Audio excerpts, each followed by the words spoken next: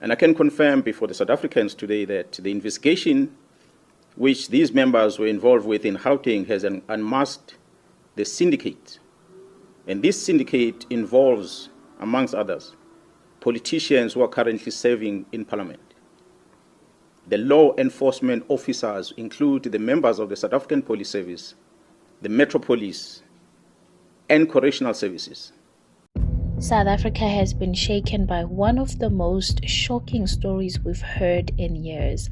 A top cop, Lieutenant-General Nhlanhla Mkhwanazi, has publicly accused the minister himself, Senzo Mchunu, of protecting criminals and stopping murder investigations.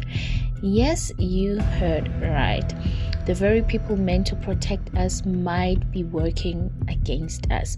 Let's break down everything you need to know right here. General Mkhwanazi is no ordinary police officer. He is the KwaZulu-Natal Provincial Commissioner, one of the highest ranking cops in the country, known for being bold, honest, and strict on crime. Many people trust him. So when he stood up at a press conference and accused his own bosses of being linked to crime, people listened.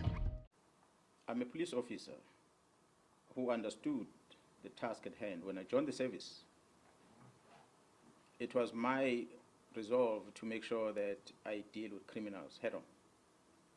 Hence, I had chosen a career within the combating side of policing. That's what led me to work in the units that I worked for over time.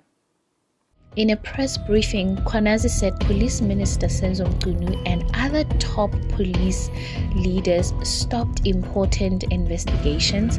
They shut down a special police team that was solving political murders, and they also protected a businessman known as Cat, who is connected to dangerous crime syndicates. He says they are protecting their political friends instead of protecting the people.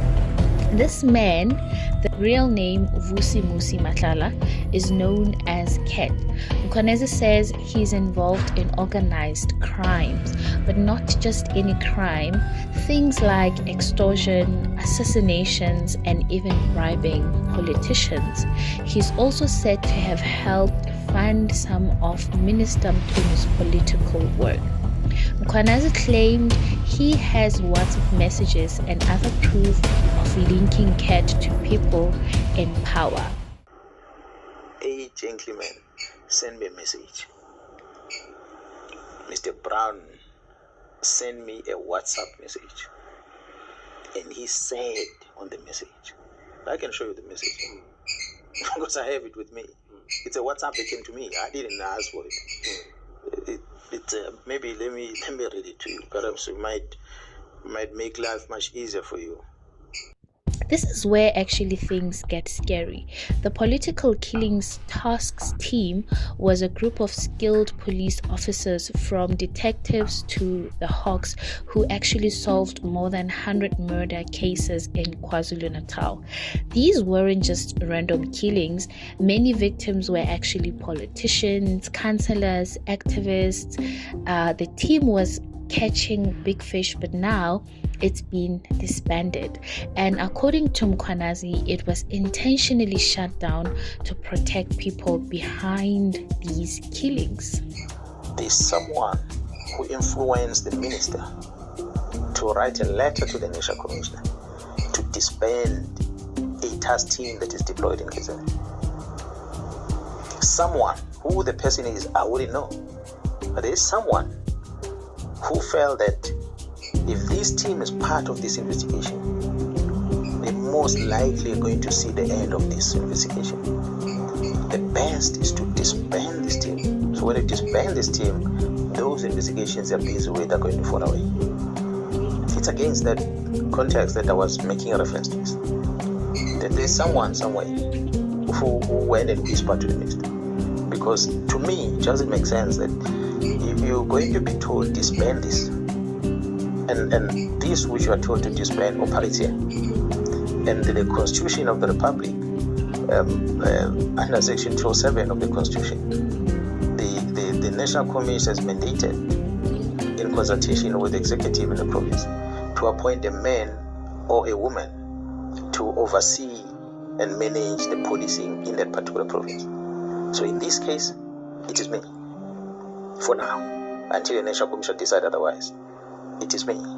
So when I'm here and the investigation that is done by this task team is done in this province, which I must account to the 12 million people, the citizens of this province, I must account. There's so many political parties that have been affected by this violence over time.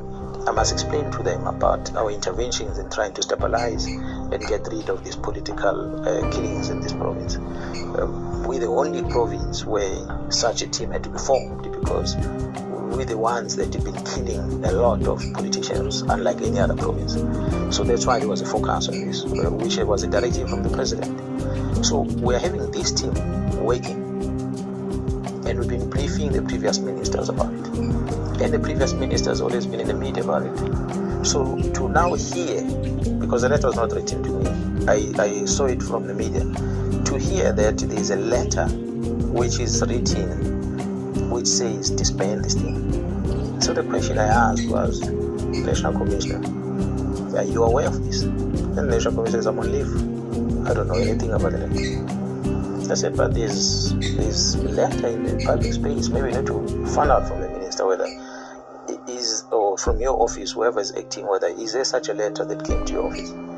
Because if the letter comes and says disband something, I feel that the least that must happen is that I must be given an opportunity to brief our principal on it. Then when they make the decision to disband, at least they're informed by what's happening on the ground. But if you make a decision somewhere and the person responsible for it, you have not been engaged, it then makes one wonder why.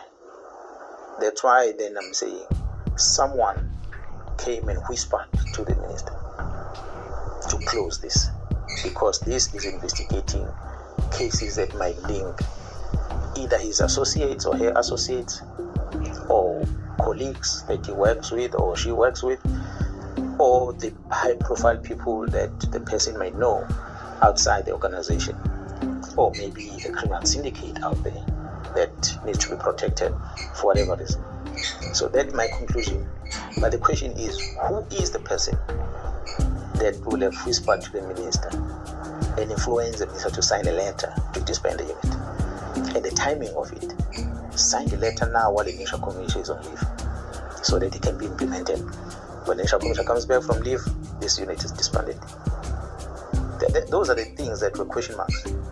So when I was talking against that. I said, there shouldn't be someone from the head office who's now going to try and influence the minister to destroy investigations that are happening against crime. Which means, as the team is investigating, they are not only dealing with what they see before them. If suddenly you see a letter like this that says the very same team that is busy must be dissolved, disbanded, someone is fighting this team indirectly by using the authority of the executive to get rid of them, so that they don't do anything further. So it is that what I was fighting for, and I'm still fighting for it. So if that puts a target on my back, it's a tough thing, because the very same members that are investigating, they've got a target on their back for sure. Police Minister Senzo Mkhwanazi says everything Mkhwanazi said is actually false. He claims he's clean and that the accusations are baseless and dangerous. Meanwhile, the President, Cyril Ramaphosa, says he will address the nation this Sunday at 7 p.m. to respond. On the issue of the announcement, or better still, what the Police Commissioner of KZN, General Mkhwanazi, said, I was not aware of it, that it was coming, and obviously it is a matter that I will be dealing with when I get home. I will need to look at it more closely and have a thoroughgoing discussion with a number of people, and thereafter there will be a clear way forward. This is not a matter that we should not give attention to. It is a serious matter. It has to do with the security of our people, but it also has to do with our adherence to the rule of law.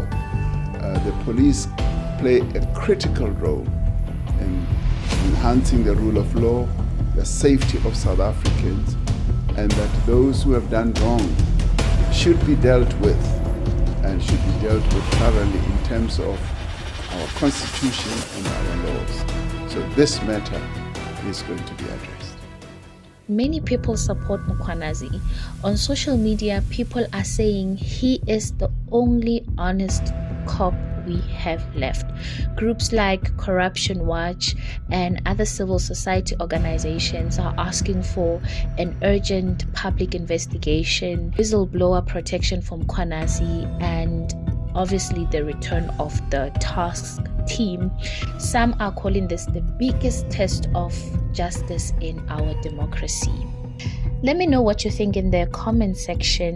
Do you believe Mkhwanazi, should the task team return? What should happen to Minister Mkhunu? Don't forget to like, share and subscribe to It's Unfiltered, where we break down the truth and no filter.